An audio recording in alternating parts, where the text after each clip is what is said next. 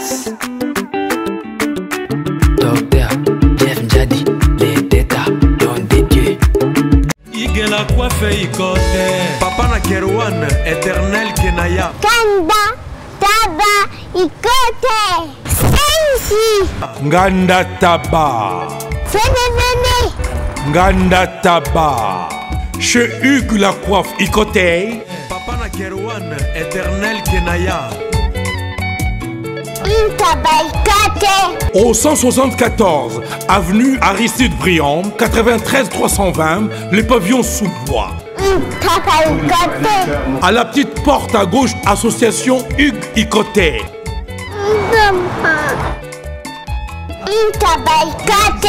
01 41 55 0000. Ntaba Icotey. Descartes Construction et yeah!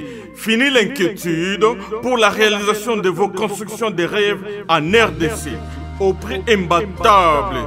Grâce à votre entreprise installée en RDC uniquement pour vous, spécialisée en construction, réfection, bâtiments, immeubles, vente de terrains, travaux publics, avec les ingénieurs architectes qualifiés au prix incroyable. Descartes Construction est aussi spécialisée en luminosité des bâtiments et éclairage public, installation des systèmes d'alerte, intrusion pour des maisons et véhicules et tous d'autres services. Nous acceptons aussi les paiements par tranche au prix incroyable. Pas d'hésitation avec Descartes Construction. Vous ne serez jamais déçus. Pour tout contact, notre email est descartesconstruction@gmail.com. Notre numéro de contact plus 447 93 92 82 813 et appelez-nous pour Kinshasa plus 243 89 91 56 86 2. Descartes Construction à Tozana Mbongo Moké, opération Tongana RDC. L'agence d'export et d'import Michel Atlantic Shipping et yé bana ya Canada, bana ya USA, bomitungisa lisusuté. Pour tous vos achats et ventes de voitures, pièces de rechange et les accessoires possibles. Na koti na ba koli na bino na Kinshasa, bomitungisa penzate. Please, bakoya koza koli tinanda. Pour tout contact, benga Michel Lukadi. Plus 1 508 371 60 43 USA na Canada. Pour la Kinshasa, benga na plus 243 89 551 30 38. Michelo Atlantic Shipping. Yaboye. Bazuapi. Raf Ngindou, félicitations pour la promotion, c'est la pour l'artiste. Que Dieu te bénisse. À connaît pas demander, il n'y a rien en face. Ici Cappuccino, LB, Rambo 2, Mister Double Face, la musique bio sans microbes. Suivez Congo Promo TV avec le PDG Raf Ngindou. Eh ben, on est makambo, bison des solutions. Nanenga mabete Congo Promo Raf Ngindou, aza mutu aza na mbongo boga, aza na bakara danger. Donc, mutanzalate. En tout cas, félicitations, merci Sito Oumela. Raf Ngindou, le présentateur la force créative Congo Promo. Borotos à la force militaire na Congo Promo. Et faites comme moi, allez voir Congo Promo, tv5.com. Donc au nom de Jésus-Christ, nous bénissons le Congo Promo. Avec Raf Ngindou, Congo Promo ne tombera jamais. Piccolo Congo Promo ndé. Ouais, balobi Raf Ngindou. Congo Promo toujours, grande puissance. Come on. Congo Promo qui torcos net in a film. Congo Promo babunda na nango. Raf Ngindou. Congo Promo. What a plus, what a boss là. Bonjour très chers internautes, bienvenue dans votre grande émission avec Yves Ipan, tous directeur des efforts, la fin avec la série continue, toujours dans votre Promo TV avec le boss américain Raf Ngindou, merci à toi, le super pro caméraman de la RDC et les cordons qui assistent CGPNA. Voilà, je suis déjà avec mon ami, mon confrère, aujourd'hui député national, parce que tu es assis à 100%, notre ami, confrère Gino Dioka, Bimalelo, honorable député na district ya Moamba, lelo to yambiye parce que azana makama ko ba pona mboka azana oyo azo penser pour la RDC Oyo. Voilà, tout ça est déjà tout le solo. Honorable, bonjour. Bonjour mon frère et ton frère Yves Ipan. Merci beaucoup pour l'invitation. Naza très très content, très ravi d'avoir participé à l'émission dans Toloba avec Yves Ipan. Merci aussi à notre ami Raïs Kanili qui est derrière la caméra. Voilà, merci mon frère Toyoto. D'abord, nous Sali Lelo Dioka Gino Serge au Télémissana Lelo Lelo au postulé na Moamba. D'abord, pourquoi d'abord choix à Moamba? Merci beaucoup. Pourquoi d'abord choix à Moamba? Parce que nous sommes natifs à Moamba, nous sommes moines à Moamba, nous sommes botaniques à Moamba, nous sommes l'école primaire, secondaire humanité à Moamba, nous sommes vendus à Moamba, Moamba et Monigno Sonangai. Et on a dit que l'eau qu'on a voulu copier à Moamba, ils ont travaillé aussi pour Moamba. Tu as 4 districts dans la province de Kinshasa, tu as Funa, tu as Lukunga, tu as Changu, et Moamba. Nga na ndimi na zala candidat na Moamba parce que naza mwana ya Moamba natif ya Moamba né grandi ya Moamba nyoso ya ngai Moamba nde mutapesi na na na postule na nini epoussé yo au postuler na mboko parce que ba débuté belé ya mboko nsu bazali nsu basali musala kitoko nsu basali te nini vome pousser yo souci nini ozala ngo pona mo aka. Merci bien mon frère Yves. Nini epoussé nga na postuler na députation nationale na élection où il y a le 23 décembre il y a année 2018. Et là il y a liboso et puis c'est là postulé c'est parce que namoni à 2 fois que tu une élection en 2006 et puis en 2011 comment un changement exact et là il changé du fait que naza na souci il y a que servir les autres il y a que servir semblable na nga bandeko na nga baninga na nga namoni que nous avons tant de problèmes surtout biso na Moamba. Érosion za ko déranger biso toza na problème ya mai toza na problème ya courant toza na ba problème ebele et bandeko to pesi bango confiance à des reprises en 2006 et 2011 ils n'ont rien fait bon, et là c'est ici quand même basali quelque chose mais la plupart basali elo côté yango na moni que na moi makanisi moke ya malamu na koyiko za nango na moi makasi na moi énergie nanga na koyiko chango au service ya bandeko nanga ya Moamba yango nde la raison majeure oyo tusenga na postuler. Parce qu'il y a un ça ne va pas dans le district de Moamba, dans la circonscription de Moamba, et dans le lobby que nous avons moins possibilité, nous avons moins capacité, nous avons moins maillé les taux boignants, il y a peut-être un service, il y a des choses qui sont dans la vie. Au postuler, que vous avez accepté, vous acceptez aussi, ami, confrère de la Bissau, député national. Nous, nous, comme il y a 6 ans, il y a l'Assemblée nationale, c'est le Dino Bioka honorable. Nous, nous, comme oyo na misalemate et puis nous ko bongisa na kati na assemblée. Merci bien mon frère et ton frère Yves. En tout cas, la question moko ya profondeur, c'est une très bonne émission. Merci na la question. Nini na komima ya sika na kati ya assemblée nationale. Salomon après avoir ko sala nyonso sala ki na mokili azaki na mbongo azaki na basi azaki na ba bien mais avec koloba vanité de vanité il n'y a rien de nouveau sous le soleil. Et loko sika na se ya monde ezaki. Na zongi mbangu sikoyo na règlement intérieur ya Assemblée nationale oyo ezopesa rôle ya député musala na ye eza mingi député national parce que nga na président na députation nationale député aza na misala mibale oyo ezali misala ya ye ya kosala na kodenga ngo 2 rôles principaux au député aza nango ya yambo ezali kolégiférer ba loi ndeko na nga Yves kolégiférer na lingala ezali kopiela mibeku nde mosala ya yambo ya député mosala ya mibale ya député ezali ya contrôle après avoir kopiela mibeko. Je vais donner un exemple la district na ngai ya Moamba na zwi commune lokola ya Kisenso par exemple Kisenso eza na sérieux problème ya ba érosion la tête d'érosion eza ko déranger Kisenso ngai député ya Moamba une fois eli soki bandeko basalinga confiance na dit que ba osala 352 confiance ngai soki na commune na sali loi de façon que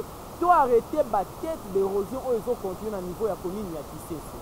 Tu es pesi yango na assemblée to débattre et puis tu es dit na ko voter yango. Loi wana eke na gouvernement na exécutif. Na considérer na bande ko ete iso na assemblée nationale na ba député to za kana mbongo te to za ba législateur. To za na pouvoir législatif. Muto za na makoki to pe misolo ezali moto za na pouvoir exécutif, c'est-à-dire gouvernement. To pesi yango na ministre ya environnement. Ministre de l'environnement rôle na ezali ya kosala suivi de façon que misolo dima ba arrêter ba tête d'érosion oyo ezana Kisenso. Une fois que ministre asali mosala oyo te nga député national na zongi siko na deuxième rôle na ngai ya contrôle na bengi ministre na interpellé ba motion ezalaka interpellation motion d'ordre ainsi de suite na bengi ministre na yebisi tala tolobaki na kisenso batete de rejet ocontinue tovotaki loi na budget babimisi mbongo autant pour que oarrêté yango osali yango te lokolo osali yango te nini tokosala ngai moko te mais elongo na bandeko mosusu parce qu'il faut signaler que na niveau ya assemblée nationale Moamba ekozala représenté na 11 élus 11 députés nationaux et puis plus bandeko mosusu bakouta partout à travers la nation nde tokosala 500 députés nalobi ke tala ndeko asali mosala mabe il faut to sanctionner to longola ye to blâmer moni rôle au député national aza nango yango wana misala mibale bon otuninga question moko ya motu ya nalingaki d'abord kobanda nanu wana olobi nini nga na komema na assemblée nationale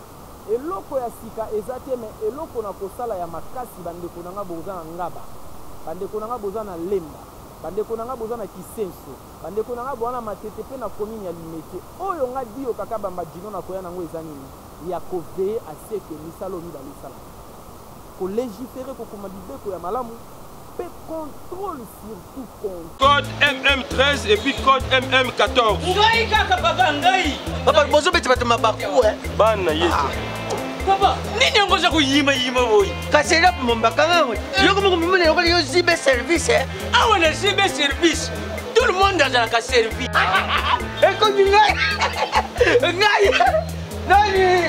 ngai kunzi yebisa kunzi Lou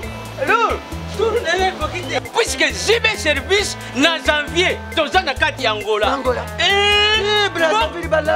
omoni kuzanga kuiba ezali liwe mubimbo neo na Brazzaville toza pe lisusu wana zibe service bato ebele bazokufa mpo na baagence agence ya si na elope mobimba bato bofandi na France boza kokende na Rennes bouti Lausanne boke na Rennes botie biloko na bino bozalaka na Paris Rennes biloko wana nyonso to eza koya non papa aza mundele te congolais lokola ngai na ye zibe service papa balekaka pe sérieux boyi merci kosanga mwandamo merci zibe service agence pas comme les autres Igela coiffe ikote Papa na Kerouan éternel Kenaya. Espace de cérémonie chez Hugues la coiffe Ikoté.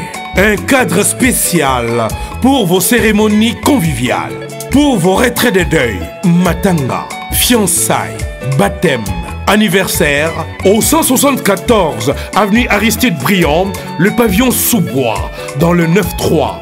Référence, Salon Hugues la coiffe Ikoté. Votre réservation au 01 41 55 0000. Congo promo défaté. Bolandaka Congo promo pour ezolo la vérité. Avec Congo promo, it's not the same. C'est pas pareil. Rafigeto. Check. Papa Yves, sokoza na mwana na ndaku. Mwana ayebi ke papa tango yaka na pokwa tu na ngai soki na sokolaki soki na salaki devoir eloko babengaka contrôle yango wana mwana kozala soki ayebi dato koma 16h papa kalata azokoma akini mbango atala devoir akini mbango mitala makolo nange eza propre este na sokolaki mais soki papa akontrolaka mwana te oyaka na ndako koto lali oyaka na mini otalaka mwana te mwana mutu na ye akoya kocomprendre eloko moko ke papa controlanga ta bando sala devoir te abanda kosokola na pokwa te na kosala nyonso na kotia mayele pe makasi na ngai na mosala de façon que gouvernement oyo ekobima après 2018 oyo après élection ya décembre 2018 oyo gouvernement wana soki nga na assemblée nationale nalandela bango à la loupe nyonso toza koloba na niveau ya assemblée nationale esalama parce que oyo tozobaka na niveau ya assemblée nationale bazobenga yango na lopoto la représentation nationale c'est-à-dire ndeko auti bulungu aye korepresente bana bulungu ndeko auti idiofa aye korepresente bana idiofa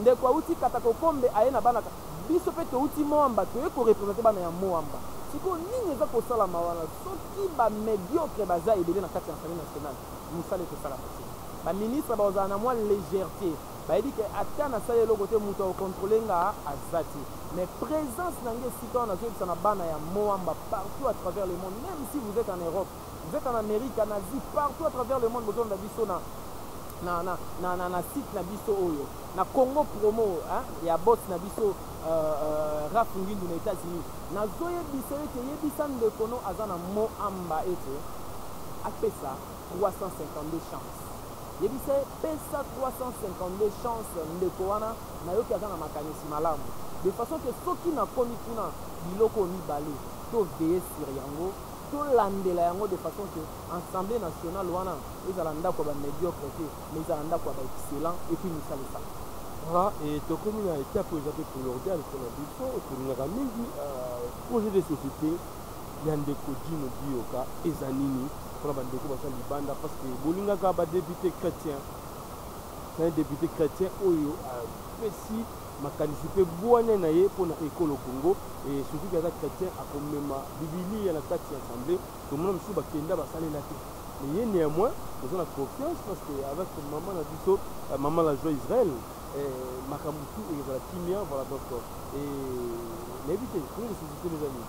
Merci bien ndeko na nga Ifan projet de société eloko oyo bandeko tokosanaka mwa nini na niveau ya bacampagne awa ntango ekotaka mwa mbulu yeke ekotaka et puis excusez-moi il y a certains candidats aza candidat baaligné mpe candidat na parti na bango azobana ce projet aza kokosa projet de société ezalaka premièrement ya groupe moko ya famille politique moko lokola nakoki kopesa exemple famille politique ya majorité to ya opposition baza na candidat na bango baza na projet de société na ye candidat président aza na projet de société na ye mais ngai député national candidat député national nakotravaille toujours par rapport ya projet de société oyo euti likolo ya bato baza likolo na nga bazokamba ngai nakiti sikoyo nake directement na question na ye j'ai des propositions de loi parce que dans l'Assemblée nationale ils ont la proposition de loi au député nango ils ont rappelé un projet de loi au outil na gouvernement par rapport peut-être je donne un exemple SNEL le quoi on a un problème mingi ba couvrir zokata na tolito privatiser SNEL ministre énergie aye na projet de loi pour que to privatiser SNEL ba député ba ko voter on a projet de loi mais un député aussi ndenge na zabu na ko na proposition de loi Nathalie na lobineti biso na commune ya Limete na district ya Moamba wenze ezalaka te nalingi quand même ministre ya intérieur au travail na gouverneur ya ville ya Kinshasa bosela biso ba wenze na ba grand quartier nyonso ya commune ya Limete na Mombele na Kingabwa vous comprenez na proposition de loi donc par rapport à projet de société bandeko ba projet de non nous avons des problèmes sérieux oyo eza na ba district na biso nga naza na zolo de la police Moamba tous un problème, il y a courant électrique. Nous avons un très sérieux problème. Et dans la commune, même la commune de Limete, commune résidentielle, Mindele Bavanda, tout ça. Et dans un sérieux problème, il y a courant. Et ça parmi la proposition de loi au candidat de Bioka à Koyanango. Na ebisio likambo wenjawa. Na ebisio likambo ya délinquance juvénile to dengara kuluna. Mon frère tenait na ngaba. En pleine journée na moi na 12 heures moi na soki les classes na oyo ozonga classe ba kuluna bateni bakangi ba boto lisaki na misu ya batu pembeni ya sisiaki qu'est-ce qui fait que bandeko na basala makambo wana la police eza pembeni ba osala loko te ce sont des propositions de loi to boya nango vous savez avant Olanda likambo en amont en aval il faut landa okanga ona en amont oye de loko ni zotinda mwana mobali waza la kuluna eloko nini totinda policier abanga kokanga ye osoka kangi ayebi ke lobi bana na bakozonga ye na butu bakosala mabe na famille bayebi se toyebi ndako toutes ces choses eza baproposition oyo toza nango tokomema pour que toya na changement tolingi renouvellement ya classe politique mon frère Yves vous êtes intellectuel ozomona société na biso congolaise ndenge ezotambola oza mwana Kinshasa ozomona Kinshasa ndenge ezotambola soki na ville province ya Kinshasa qui est la capitale de la République démocratique du Congo, la capitale politique et économique. Toutes les institutions, elles à la nationale comme internationale, elles ont un siège dans le territoire. On a problème à courant, on a problème à maille, on a il y a des sanctions au continent intérieur. Ce qui au continent intérieur est cause à la bonne. Parce que Kinshasa est un miroir de la RDC. Donc, il y a une ville, qui a institué ça. Il y a une ville, qui a des étrangers. Oui. Mais ville, il y a une ville, il y a Kinshasa. Mais ce qui est à l'intérieur, il y a une ville. Dans un moment de campagne, déjà, tout ça déjà dans le terrain. invité ondeko na ngai tokokita ona bapoint mosusu nakomemona kisenso nayebi si awa toya na kinshasa ondima te ke toya na kinshasa nakomemona bapoint mosusu na commune ya limete na paka juma na commune ya limete na grand monde na paka juma Yves otali image oyo eza esika wana ozwi na baimage bamemelaka biso euti intérieur na fin fond différence exacte. Qu'est-ce qui fait tout ça?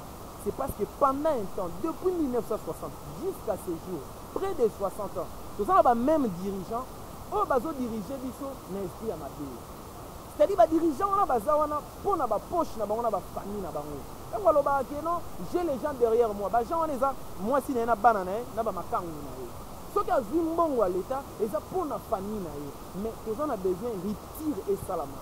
To kata eloko wana hémorragie wana esila.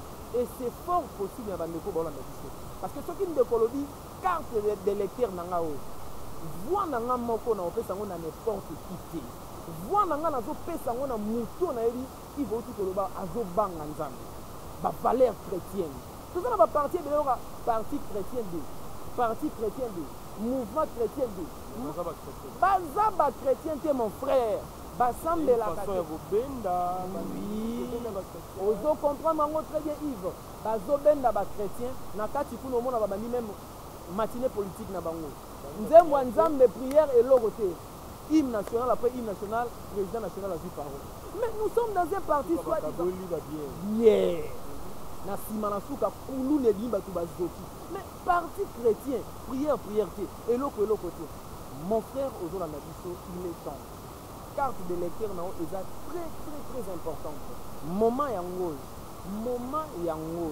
Il est temps de changer ma cam. Renouvellement de la classe politique et salama. Le même personne on va aller qui banda oh yo mon anda ko iba kombo na bango tout le temps comme mon tour. O iba kombo na bango o ibi comportement na bango. Il est grand temps aussi na na batwana. Aussi na bango comment le 23 décembre au voter utile. Au voter mutu ya solo mutu aza na makanisi malamu puis mutu azosola na yo parce que quand on voter papa moi aza Dieu aza papa lingisa ngai je n'ai pas un problème contre Dieu mais pour osola na bien sûr soko voter master na yo na langage na osola nango to osola na yo so za na problème to osola bien mais vieux yo moko yebinde ni en voilà ça c'est bien et tout mon système comme on l'a dit là ça ndeko bino bazopostuler ndo bakomosumba bakade électeur ba 2000 3000 babengi na ma meeting mo quelque part bapesi yo 5000 francs ils sont de carte na bazwi numéro ya carte mais bité ngo bi peut bandi ba gérer déjà avant et to ozo zana ba stratégie muso ko bomba nanu o ko sala sima o ke benda bandeko mo mapembe mon frère Yves ko somba carte d'électeur et loko wana nazo ko mingi on a l'ingine expliquer elo mo na kati tout candidat sérieux parce que ça ba candidat mutu ba figurant ayeka parce que OK élection ça le dit bon on a peine na chambre il n'est pas sérieux il est moko na circonscription électorale ni azo mettre en bien té ayi ba té na combien de quartiers na commune telle et puis na combien de communes na district tel azo mettre en bien té il n'est pas sérieux mais tout candidat sérieux et lo kwa liboso alutara déjà ayi ba point focaux na ezawa bato bazala pont entre ye na ba base na ye bazawa bato wana il faut bazala na ba témoin il faut bazala na bato ba kokende na ba bureau nyonso na ba centre nyonso bazala comme ba témoin na ye et pour être témoin pour la témoin na ngadi yoka il faut na enregistrer yo et puis seni enregistrer pour que soit carte d'accréditation olandinga papa Yves donc carte d'accréditation ne sala mandenge nini na vie kombo ndeko kombo ne Rais Kangi na vie kombo na zuna numéro na ya carte d'électeur na tindi na seni a repesa nga carte d'accréditation et ko permettre ndeko Rais tango akoya ake peut-être ko zala msu témoin nga na centre ya Kingabwa na école Les Anges avant wana pour contrôler makambo ko salama wana est la première possibilité ce qui est normal pour tout candidat sérieux mais il y a la deuxième possibilité où il y a tricherie et au salama na mbongo parce que ce qui Rais alingi azala témoin nga na osola ndeko nga na oluka témoin okoza témoin nga na expliquer mamioso au clair et au senga carte d'accréditation pour avoir cette carte il faut n'enregistrer notre identité na yo ah c'est bon et ça là et ça moyennant et l'autre côté ce qui n'a pas de la Rais secret ce qui n'a pas Rais secret wana ya likamusu mais ezo comme tricherie na moment oyo yaka mais moi vandi pour na point a son carte na 5000 là c'est suspect. Il faut dénoncer directement Moutouana. En ce moment, on a 5 000 francs pour être nango ou pour acheter nango. La plus grande question. Mais ce cas un candidat moro sérieux à Zoluka témoin, c'est tout à fait normal. À quoi il soit témoin, enregistré parce que ceux qui n'ont pas d'identité n'ont pas témoin aux témoins. Il doit avoir ton identité. Puis Seigneur, on a besoin d'identité. Le Seigneur a besoin d'un numéro national. On a NN. On a besoin parce que R doit abeti Raïs Kani. Batu basé les Raïs Bako ça les belé na Congo. Il faut atteindre le numéro national réellement, effectivement, Isaïe. Donc, à ça témoin, il y a un candidat dit, c'est comme ça. Mais ce que ça a mis la deuxième volet, c'est une tricherie qu'il faut dénoncer. Ndeko, maman a dit que vous avez tout, vous voyez, Bango a traversé cette émission. Nini, Oyo, honorable député Dino Dioka, au jour de par rapport à Oyo, dans les allégations de Dosso, la députée de Dosso va faire ce qui est demandé. Aussi, aux gens à parti Nini, parce qu'il y a un peu de moment à l'Itambo, parce que vous allez dans Ngambo ya opposant, vous allez dans Ngambo ya parti, Oyo, les lots Toyebi, Oyo, Congo Mobimba, il y a majorité, vous allez PPRD, vous allez dans parti Nini, Oyo, au Bandisi, Makambo, Bandeko Balana. Merci beaucoup. La première question, le dit, ce qui Nini Yamabe dans le monde à Bandeko. Bandeko va aller à Liboso. Nini Yamabe dans le monde à Bandeko va aller à Liboso. Manque de bonne volonté à pour servir Bandeko. Ndekonanga Raïs Kani. Pour ça, Ndekonanga Yves. Raïs a la caméra.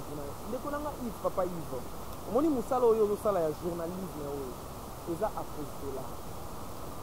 Oui, cadeau Koya, oui, Okoyiko bénéficier non parce que ça Moussala non. Mais c'est d'abord la postulat aux gens a besoin au servir Bandeko. Au bord on a dit partout à travers le monde, ah oui, na moi Maïzan Ndeko Moko dit au cas à sa candidat numéro 352.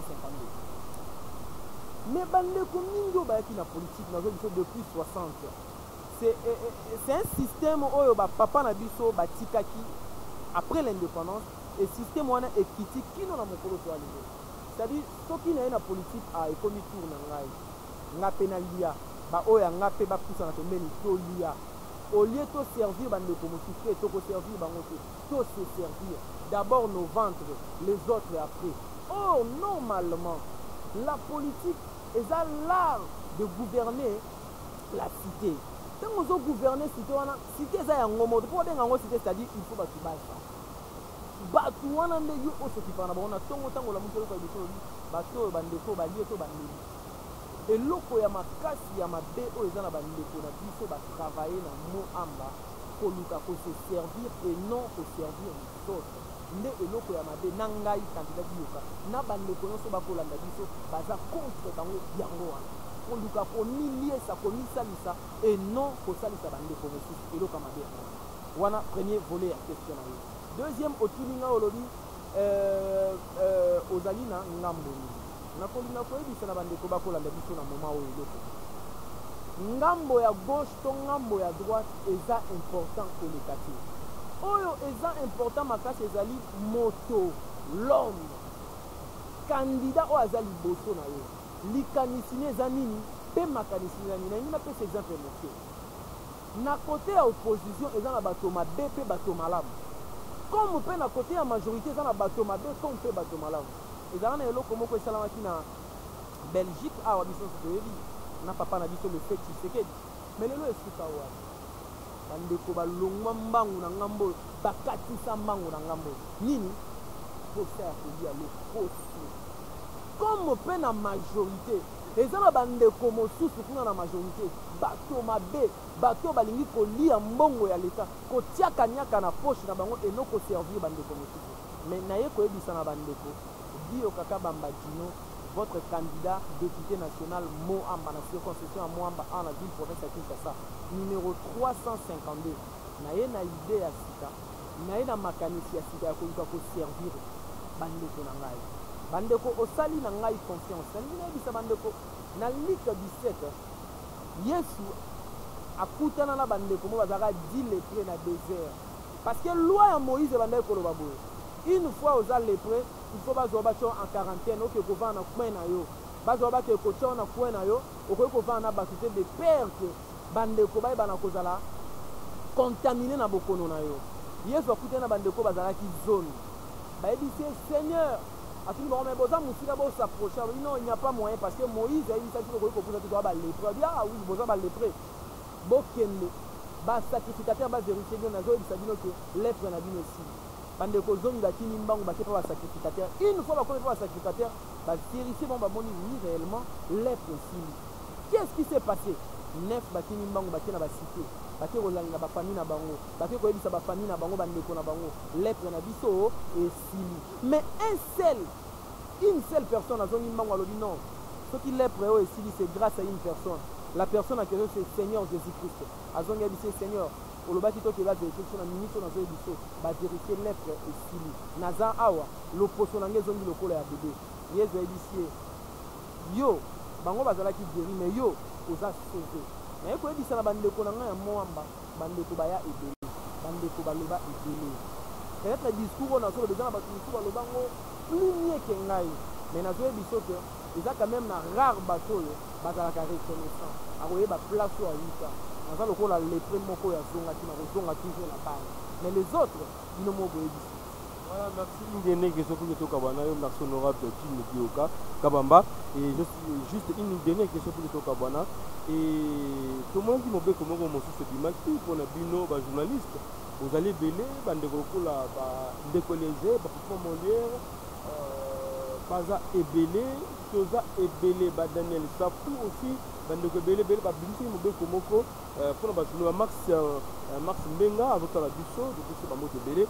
Mon bec comment dit maxi pour les journalistes bazana toi pour ça la propagande et plutôt pour ça la démission parce que boza beaucoup ça la auto-propagande ndenge na bino moko idée on mona comme aussi pour postuler ndeko na biso Daniel Safo mona moboni et puis ndeko les aussi ndenge baboyi ndeko na biso Xavier Babasi système ya tout la communauté le binini aussi machine à voter pour na yo ezani tout que toka bana yo maloba mboka. Merci beaucoup papa Yves nalingi na loba mobeko oyo lobi eza penza mobeko esalami lelote eza na loi électorale. Depuis 2006, eloko wana ezali. Parce que nous les journalistes, toza bato la net. Oza na katikati yolengo za okoiko ya mbanga okoiko ya mabotiko ya bato nyonso. Ezate loko ya mbinga moko na moamba okoyambaka isu moto motiko. Okoyamba bato nyonso na moamba. Loi électorale eza koloba ete une fois au postulé okotika makambo ya micro pour que osala makambo eza eloko ya sikate. Donc eza déjà ezalaka d'ailleurs ngai déjà utaka na ebati na ko déposer candidature na ngai ba dinse kombo na liste provisoire na tikaki déjà makambo ya micro. Donc eza bongo eza likambo te. Le bin ngai par rapport à des cons sur la postulé oui. Nous sommes des Congolais comme tous les autres Congolais. Papa Molière, félicitations et courage. Ndeko Eliezer, félicitations et courage. Ndeko Daniel Safou, Ndeko Mike, Ndeko Max Mbeka, Bandeko Nyoso na baza na niveau provincial, Bandeko baza na niveau national, Ndeko Jean-Jeff Mwanza, Bandeko baza ebele na okipe maman Solange Kwale. En tout cas Bandeko journaliste baza ebele courage tout travailler. Parce que journaliste a un avantage mo rakuta na bana bato wana. To la rapon. Oyoki moto wana zo ba ke moto azokosa. Oyoki pe population ndenga zo lobote population zo le labo. Donc le quoi na yoka déjà ba politique. Na yoka pe population le quoi ngaka katikati. Soki na politique na koyeba nini ya kosala na bandeko parce que na yebi déjà o bato politique basalaka na yipe o population asengaka. Donc on a pesi courage na bandeko nyonso ba journaliste ya lobby o ba postuler lelo. Bonne chance et bon vent. Nzamba sunga misuto kuta na assemblée nationale misuto za na assemblée provinciale na yebi ke ba komema moi eloko ya sika. To komema eloko ya sika motepe ya sika. Par rapport à la machine à voter.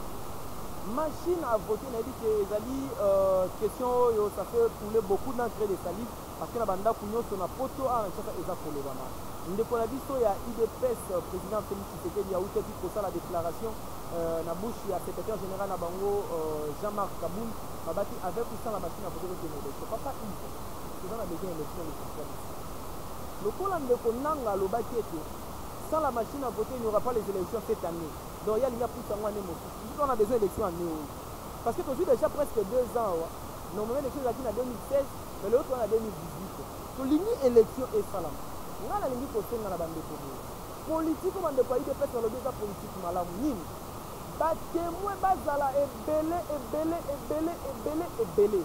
C'est-à-dire dans tous les bureaux de vote, normalement le centre de vote, mais dans le bureau, parce que le bureau est dans la carte centre. Le centre de vote dans la moque, le bureau est dans la carte zone. Na ba bureau nous sortir témoin na yo.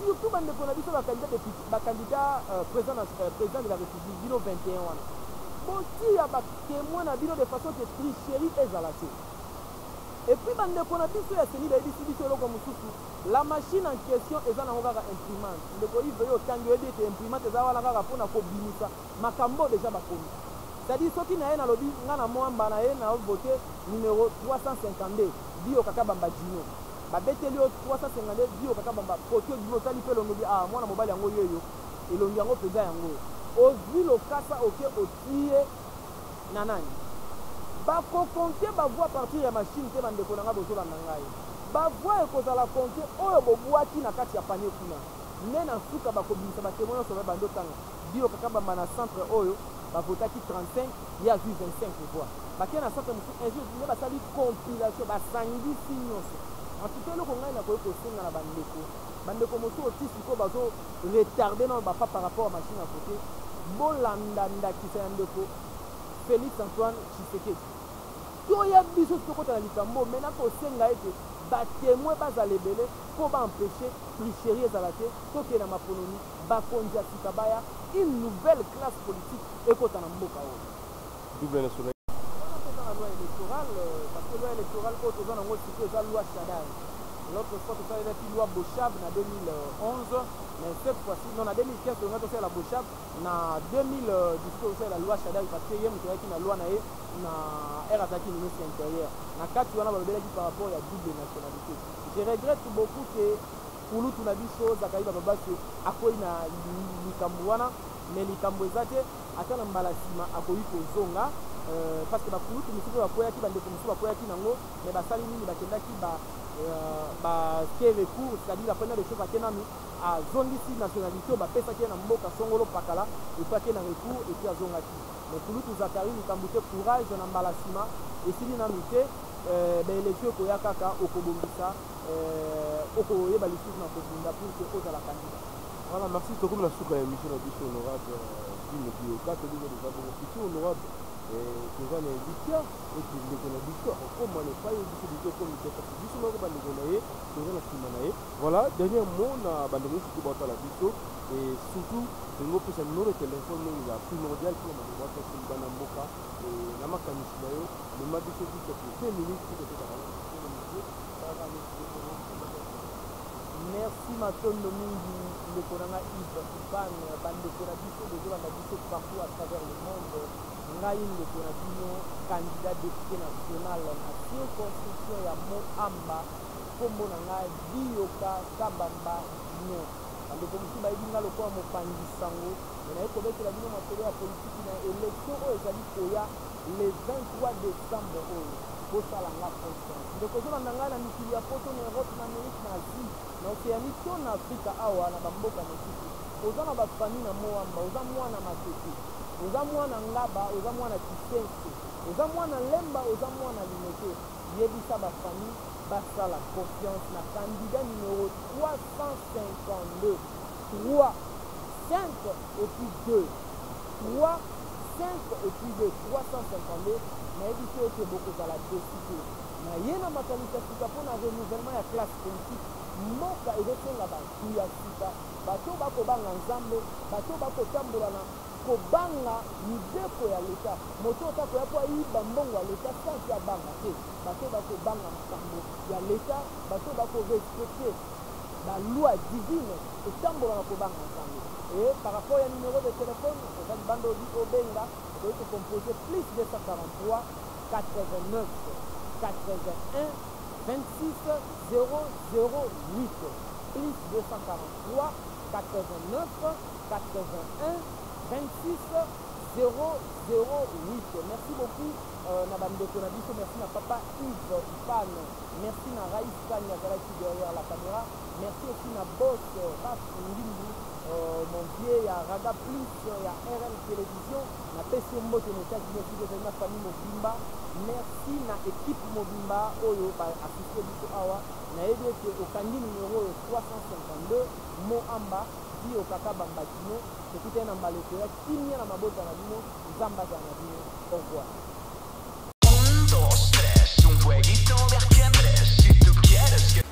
Bonjour à tous, vous êtes sur Congo Promo. Si vous aimez plus de vidéos, cliquez le bouton en bas, abonnez-vous en masse. Moi, Bérodès, je me suis déjà abonné. Il reste que...